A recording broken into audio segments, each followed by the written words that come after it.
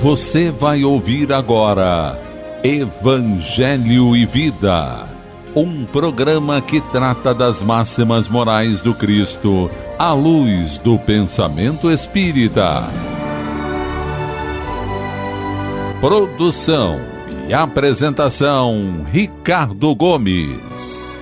Amiga e amigo ouvinte, sou Ricardo Gomes e com muita alegria estou iniciando mais uma edição do programa Evangelho e Vida nas ondas fraternas da nossa Rádio Rio de Janeiro, a emissora da Fraternidade. Mais uma vez desejo a você saúde, paz, serenidade e esperança, agradecendo sempre a sua preciosa audiência. O nosso tema de hoje é a fé religiosa e terá como base o capítulo 19 do Evangelho segundo o Espiritismo, que tem como título A Fé Transporta Montanhas, em seus itens 6 e 7, e o 11 das Instruções dos Espíritos, na mensagem de José, Espírito Protetor, ditada em Bordeaux, em 1862.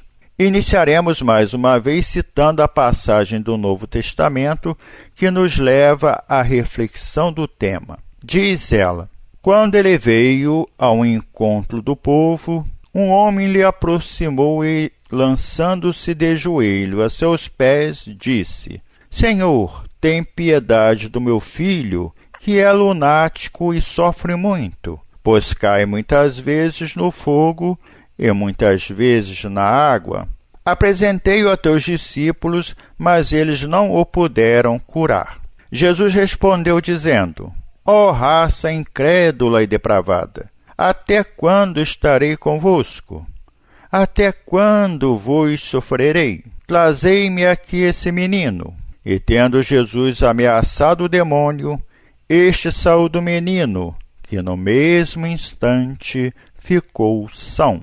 Os discípulos vieram então ter com Jesus em particular e lhe perguntaram: por que não pudemos nós outros expulsar esse demônio? Respondeu-lhe Jesus: por causa da vossa incredulidade. Pois em verdade vos digo, se tivesses a fé do tamanho de um grão de mostarda, dirias a esta montanha: transporta-te daí para ali, e ela se transportaria, e nada vos seria impossível. Isto se encontra no Evangelho de Mateus, no capítulo 17, versículos 14 e 20. E Allan Kardec faz o seguinte comentário: no sentido próprio, é certo que a confiança nas suas próprias forças torna o homem capaz de executar coisas materiais, que não consegue fazer quem duvida de si.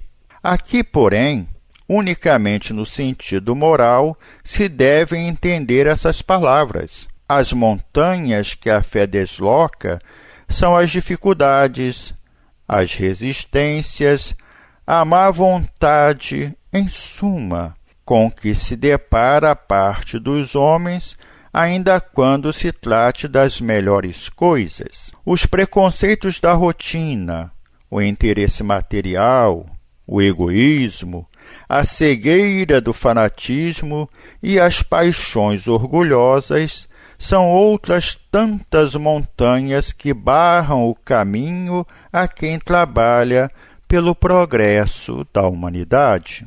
A fé robusta dá a perseverança, a energia e os recursos que fazem se vençam os obstáculos, assim nas pequenas coisas que nas grandes. Da fé vacilante resultam a incerteza e a hesitação, de que se aproveitam os adversários que se tem de combater.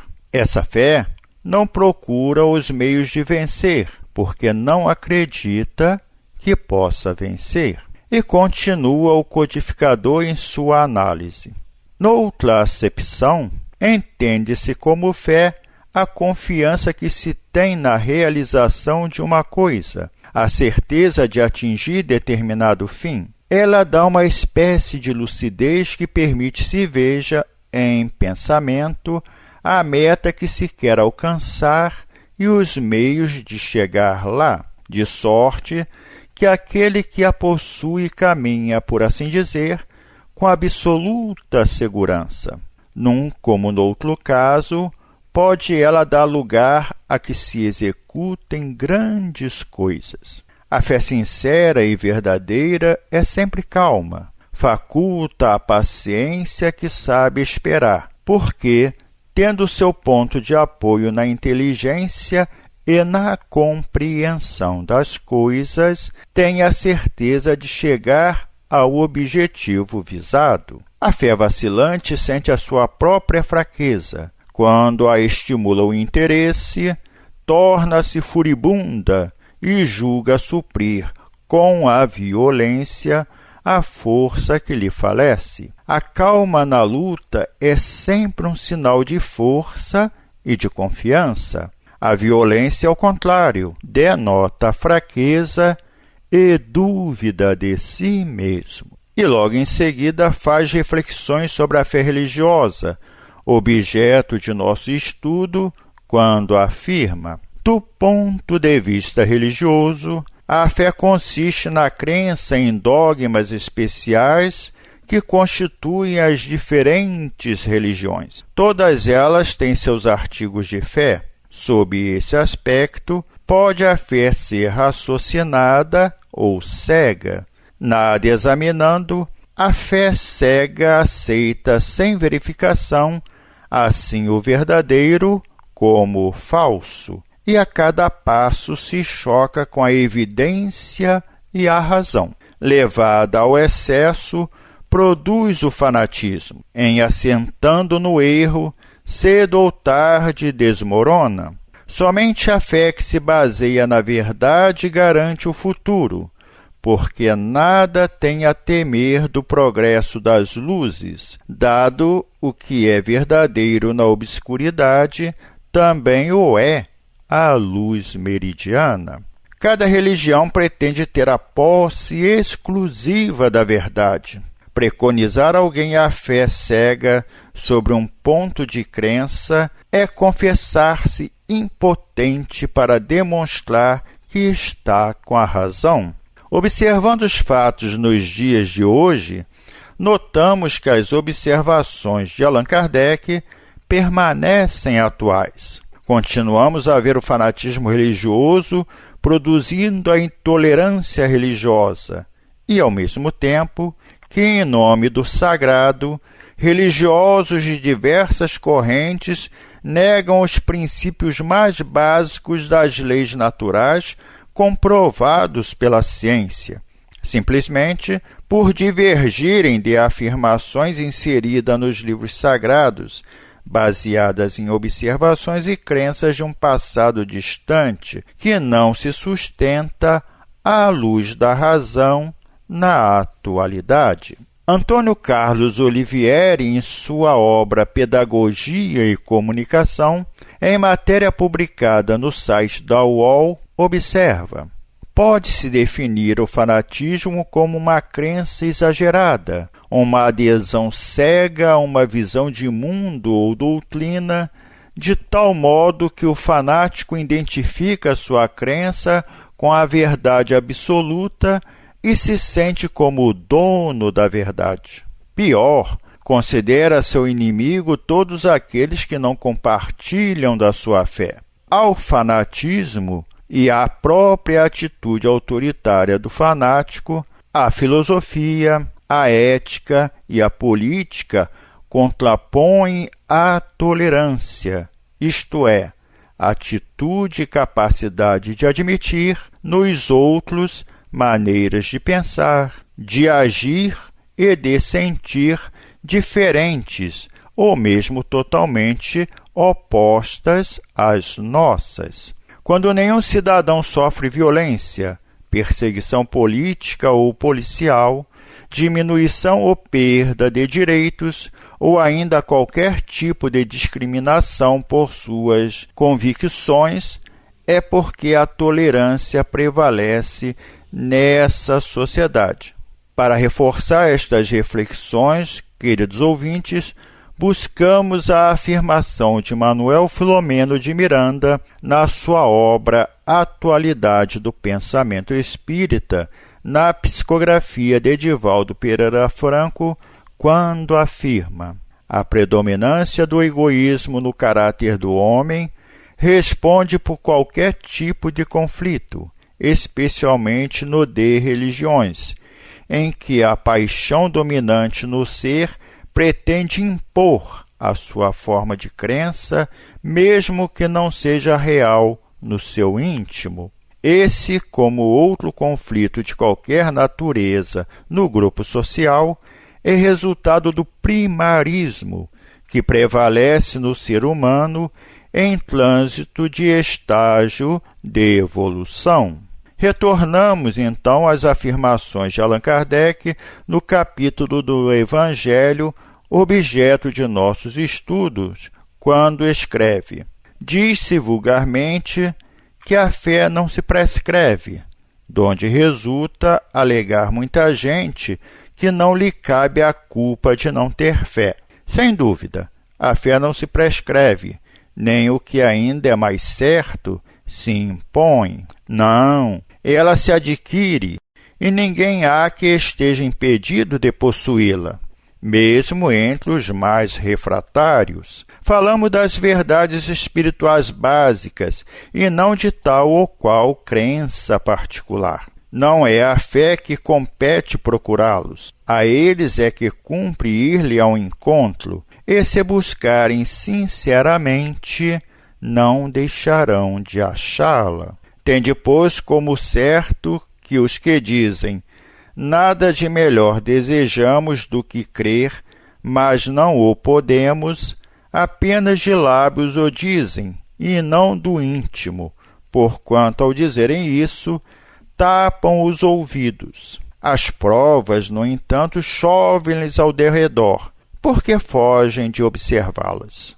Da parte de uns, há descaso; da de outros, o temor de serem forçados a mudar de hábitos; da parte da maioria, há o orgulho, negando-se a reconhecer a existência de uma força superior, porque seria de curvar-se diante dela.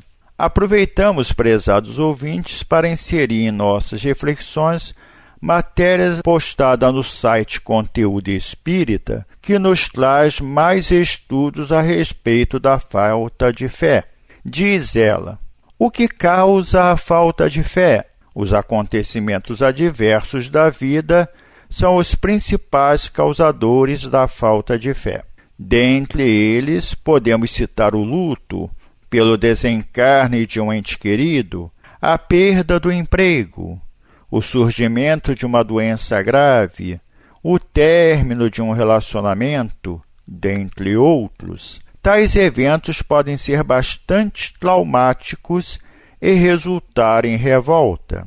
Dessa maneira, surge uma onda de pensamentos e atitudes negativas que acabam afastando qualquer tipo de crença em algo superior. Além disso, a ausência de uma base espiritual sólida pode fazer com que o indivíduo se sinta injustiçado e culpe o Criador. Como enfrentar a falta de fé? O primeiro passo para enfrentar a falta de fé é retirar-se do papel de vítima e analisar sua situação como protagonista. Em seguida, é importante realizar o estudo da doutrina espírita, pois ela gera muitos esclarecimentos acerca de situações que podem parecer injustas.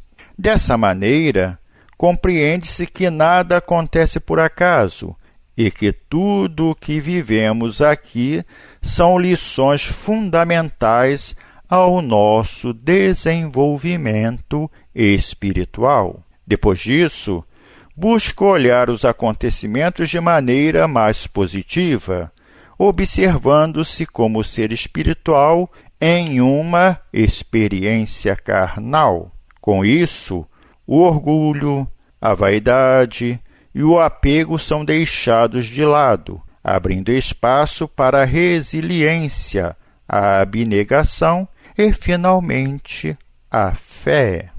Continuando a reflexão do assunto, voltemos às outras ponderações do codificador quando afirma: a resistência do incrédulo, devemos convir, muitas vezes provém menos dele do que da maneira por que lhe apresentam as coisas. A fé necessita de uma base que é a inteligência perfeita daquilo que se deve crer. E para crer, não basta ver, é preciso, sobretudo, compreender. A fé cega já não é deste século, tanto assim que precisamente o dogma da fé cega é que produz hoje o maior número dos incrédulos, porque ela pretende impor-se, exigindo a abdicação de uma das mais preciosas prerrogativas do homem, o raciocínio e o livre-arbítrio. É principalmente contra essa fé que se levanta o incrédulo, e dela é que se pode, com verdade, dizer que não se prescreve. Não admitindo provas, ela deixa no espírito alguma coisa de vago, que dá nascimento à dúvida. E continua Allan Kardec: em certas pessoas, a fé parece de algum modo inata, uma centelha basta para desenvolvê-la. Essa facilidade de assimilar as verdades espirituais é sinal evidente de anterior progresso. Em outras pessoas, ao contrário, ela dificilmente penetram, sinal não menos evidente de naturezas retardatárias. As primeiras já creram e compreenderam, trazem ao nascerem a intuição do que souberam, estão com a educação feita. As segundas tudo têm de aprender, estão com a educação por fazer. Ela, entretanto, se fará, e se não ficar concluída nessa existência, ficará em outra. A fé raciocinada, por se apoiar nos fatos e na lógica, nenhuma obscuridade deixa. A criatura então crê porque tem certeza, e ninguém tem certeza senão porque compreendeu. Eis porque não se dobra. Fé inabalável só é a que pode encarar de frente a razão em todas as épocas da humanidade. A esse resultado conduz o Espiritismo, pelo que triunfa da incredulidade sempre que não encontra oposição sistemática e interessada. A fé espírita baseia-se nos fatos e na lógica, e não apenas na simples crença herdada dos nossos antepassados. Por isso, dissemos que, se a fé é força que nasce com a própria alma, a fé raciocinada é conquista do espírito imortal, em sua caminhada infinita, desenvolvendo-se e fortalecendo-se a cada passo dado na jornada evolutiva.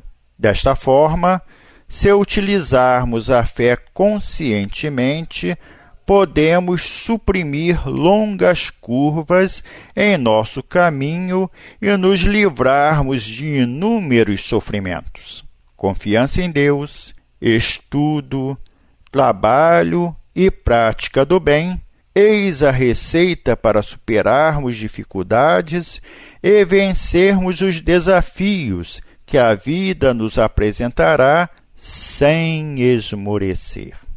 Emmanuel, na questão 354 da obra O Consolador, afirma: ter fé é guardar no coração a luminosa certeza em Deus, certeza que ultrapassou o âmbito da crença religiosa, fazendo o coração repousar numa energia constante de realização divina da personalidade.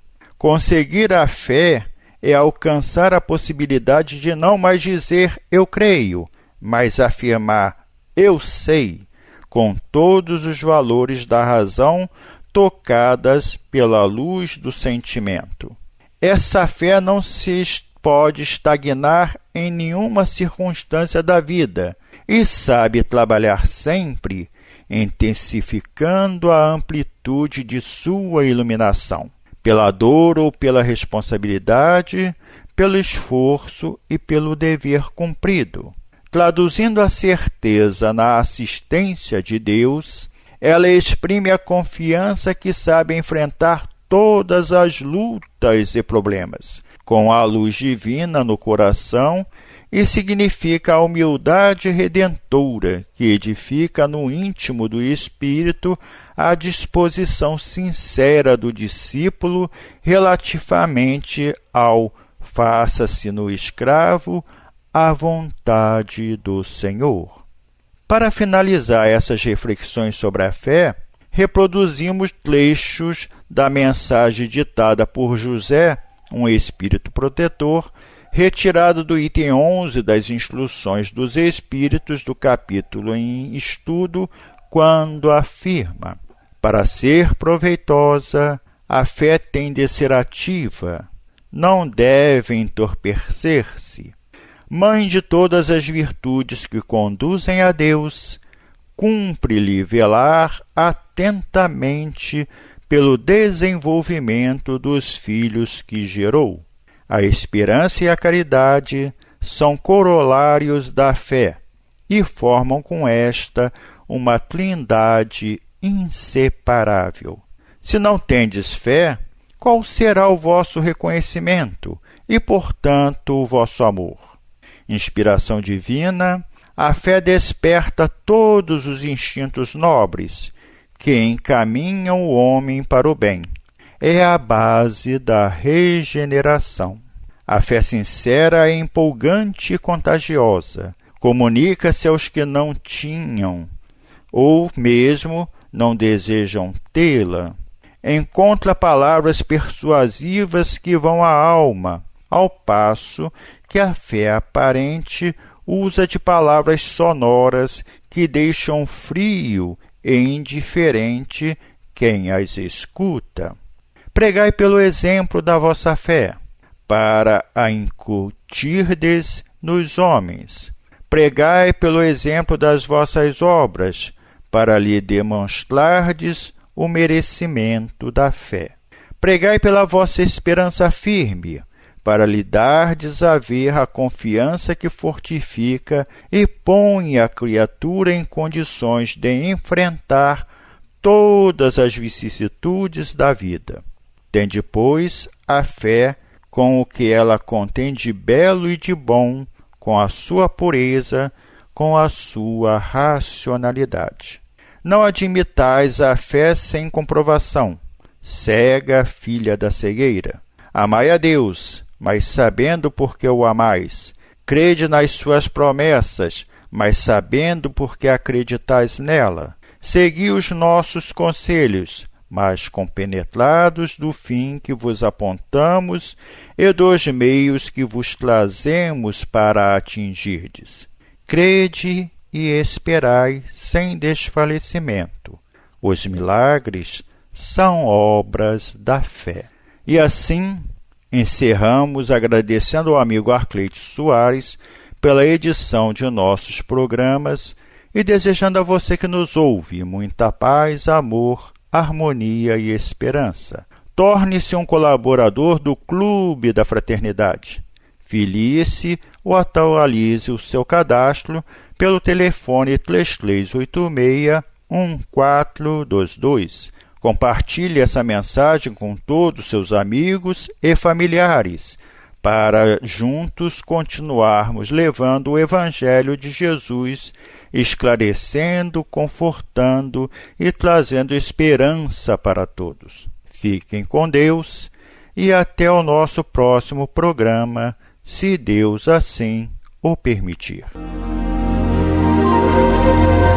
A Rádio Rio de Janeiro apresentou o programa Evangelho e Vida.